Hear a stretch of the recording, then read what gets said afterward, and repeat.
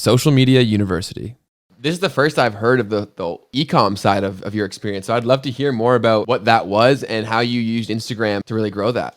Yeah, so we were doing our primary sales channel as Amazon FBA at the beginning. And when we were trying to get all of this product over to Amazon, there's so much time in between ordering the product and waiting for it to get there. So Instagram came into play when we were like, all right, we're going to need to build an audience now and, get some extra help to sell this product from our Amazon warehouse rather than just hoping that it sells from natural Amazon traffic. So, we started finding some podcasts and such, but I found some good ones on growing a following and some YouTube channels. Probably ran into you along the way as well. So thank you. We started just growing a following as quick as we could and fell on our face quite a few times when we tried to do paid ads trying to sell the product. The first thing that really worked with us was we did a giveaway for this product that we were looking to sell. Okay, so we came out with this product. There's this product in China that we wanted to source. We were going to be the original manufacturers of it in America. And this was a never before sold product. So we didn't have any data on it, but we wanted to see if we could, accumulate an audience around people who wanted this product before we came out with it. So we ran a giveaway for this product and we had people enter their emails to, if you want to win this product, enter your email, follow us on Instagram. Then after that, on the next page, they were brought to a form that says to gain additional entries, like us on Facebook, subscribe to us on YouTube, all these other things that we needed. So we were a brand new company at this time, the first time I ever did this strategy actually. So that's why I went to the strategy right away. I didn't mean to talk about it right now, but when you asked me about the beginning of the e-commerce business, this was one of the first things that we did. And it's just a strategy that I've gotten better and better over time. So as I'm explaining it to you right now, we definitely didn't execute it nearly this well the first time, but this was how we got from like 50 followers to 500 followers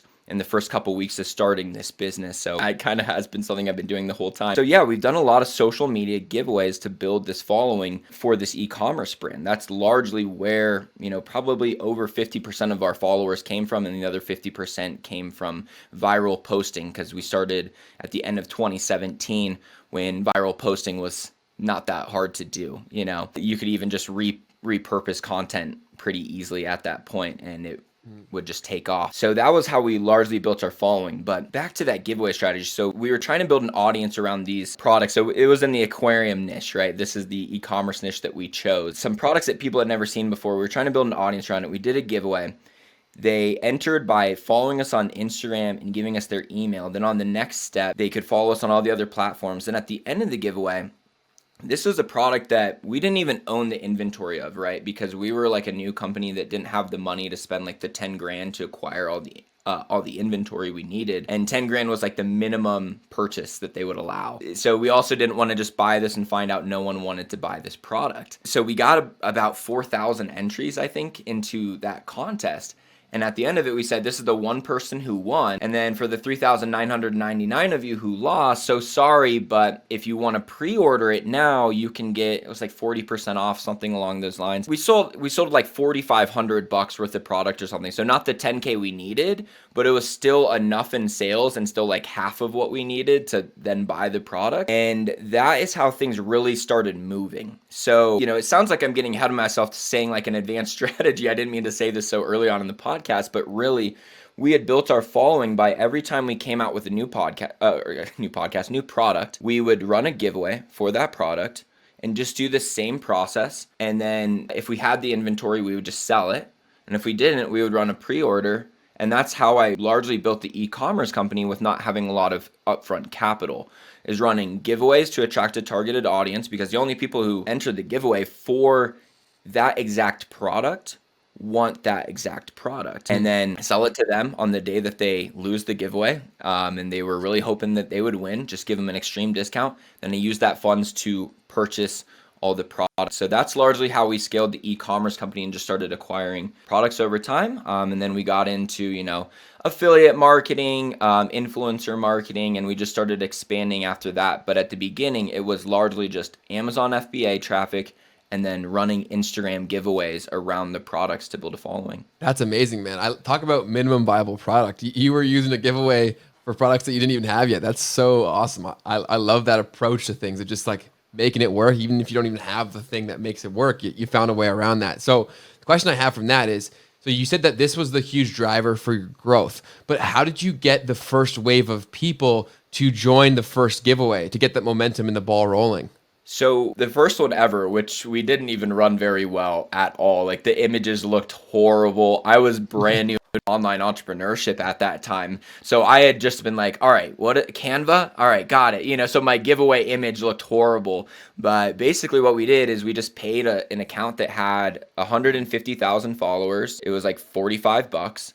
And they posted our giveaway for us, and then we had like 100 followers by the end of that day, or maybe even more than that. And then we just started running paid ads to that same image and paying all of the other influencers in that space to post the giveaway. So that's probably the easiest and cheapest way to do it. It's hard to say that this is the best strategy because it really depends on your market. Every market has different influencers, right? And they have different costs, but in this particular niche, there are some really good deals. And these people had plenty of high quality followers. So they were very quality traffic, and it was like $45 to post from this 150K account. So we utilized that a lot, right? But then we also found all the 50K, 100K accounts. And actually that 150K account at that time was the biggest account in that entire niche.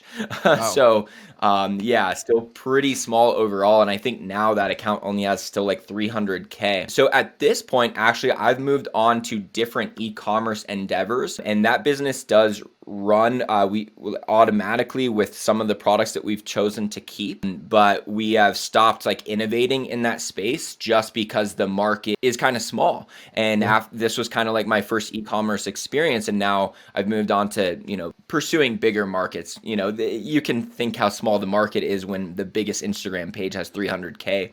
Not that aquarium is a small hobby by any means, but we just didn't see nearly as much potential as some of the other things that we did.